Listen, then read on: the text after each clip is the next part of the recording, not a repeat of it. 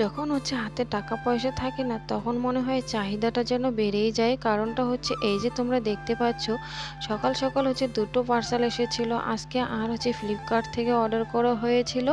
তো এই যে এখানে কিন্তু দেখতেই পাচ্ছ এটা হচ্ছে বেড কভার। তো একটা বেড কভারের খুব দরকার ছিল, আমার বেড কভারগুলো না অনেকটা বেশি নষ্ট হয়ে গিয়েছে। তো তাই হাজবেন্ডকে বলে হচ্ছে অর্ডার করেছিলাম ফ্লিপকার্ট থেকে, খুবই ভালো এসেছে। তবে হচ্ছে দামটা একটুখানি বেশি নিয়েছিল। আর এখানে হচ্ছে ওই আমলকির এটা যেন কিছু একটা, তো হাজবেন্ড হচ্ছে অর্ডার করেছিল। তো এই জিনিসটা খেলে নাকি হজম শক্তি ভালো হয়।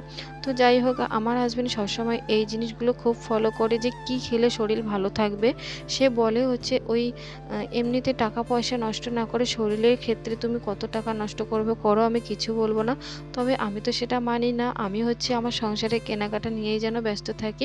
তো যাই হোক, এই যে দেখতেই পাচ্ছ তারপরে হচ্ছে হাজবেন্ডকে নিয়ে চলে এসেছিলাম দোকানে।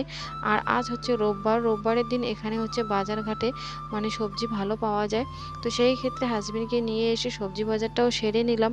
তারপর হচ্ছে একটা জুস নিয়ে দুজনে ছাদের উপরে এসে এখানে একটুখানি আড্ডা দিচ্ছিলাম আর কথা বলছিলাম। যাই হোক, তোমাদের কাছে মিনি ব্লগটা কেমন লেগেছে অবশ্যই জানাবে।